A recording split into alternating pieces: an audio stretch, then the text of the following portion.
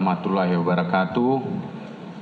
Yang kami hormati Bapak Kapolda, Ibu dari KPAI, pejabat utama Polda Metro Jaya, Kombes Ari dari Puslapor. Untuk kejadian tanggal 7 itu ketika kami mendapat informasi, jadi kami membuka posko tadi seperti yang sudah dijelaskan Bapak Kapolda, dan kami segera melakukan koordinasi dengan Rumah Sakit Islam dan Rumah Sakit Yarsi dan beberapa klinik yang ada di dekat tempat kejadian. Yang perlu kita ketahui bahwa ketika terjadi pada seseorang misalnya luka bakar, jadi ada hal yang prinsip yang penting kita pegang, ada namanya golden period, jadi periode emas. Bagaimana penanganan pasien-pasien itu secepat mungkin supaya nanti pasien-pasien ini bisa tingkat kesehatannya itu dari yang kejadian dia alami itu bisa maksimal. Jadi ketika itu kami diperintahkan Bapak Kapolda, kami langsung turun ke TKP, mendata semua korban. Yang pertama kami lakukan adalah kami menggolongkan apakah dia ini penyakitnya berat, sedang, dan ringan. Setelah itu kami tahu, baru pasien-pasien ini ditangani dengan secepatnya yang kita sampaikan tadi golden period.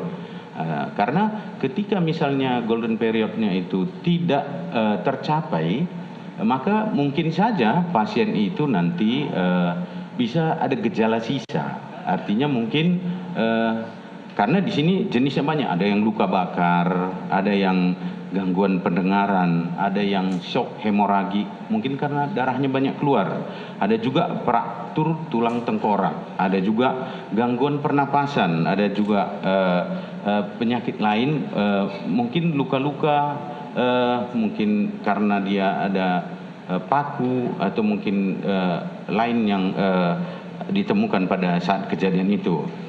Untuk itu kami paling utama yang kami utamakan adalah kepentingan pasien. Makanya ada juga pasien ini, salah satu anak yang berkonflik dengan hukum ini, kami saat ini rawatkan di Rumah Sakit Sukamto untuk kepentingan pasiennya. Jadi pasien tersebut setelah kami evaluasi dari saat pertama sampai hari ini, apa yang harus kami lakukan, itu kami kerjakan dengan semaksimal mungkin.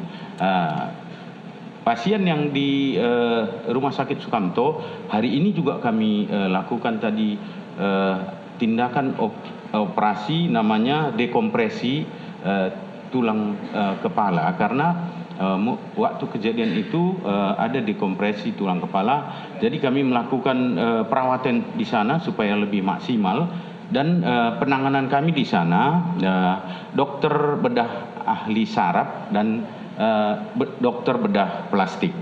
Mungkin itu yang bisa kami sampaikan untuk saat ini. Assalamualaikum warahmatullahi wabarakatuh. Waalaikumsalam. Terima kasih Pak Kabid Dokes, tadi sudah menjelaskan bagaimana kondisi korban. Saat ini kita dengarkan bersama penjelasan dari Bapak Direskrim terkait tentang bagaimana penanganan perkara ini. Silakan kami beri waktu Pak Direskrim. Terima kasih. Assalamualaikum warahmatullahi wabarakatuh.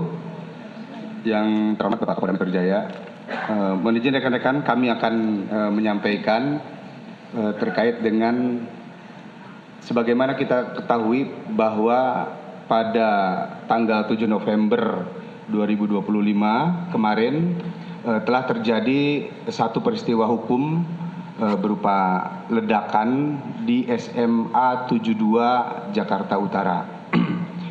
Pasca terjadi ledakan tersebut, selanjutnya kami dari tim penyidik Direktorat Reserse Kriminal Umum Polda Metro Jaya melakukan langkah-langkah penyelidikan dalam upaya penyidikan terhadap peristiwa hukum tersebut.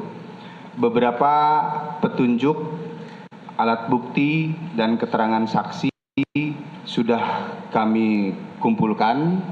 Kemudian terhadap petunjuk dan bukti-bukti yang ditemukan, baik itu di TKP pertama maupun di TKP kedua, selanjutnya kami lakukan uji laboratoris di Laboratorium Kriminal Forensik Polri.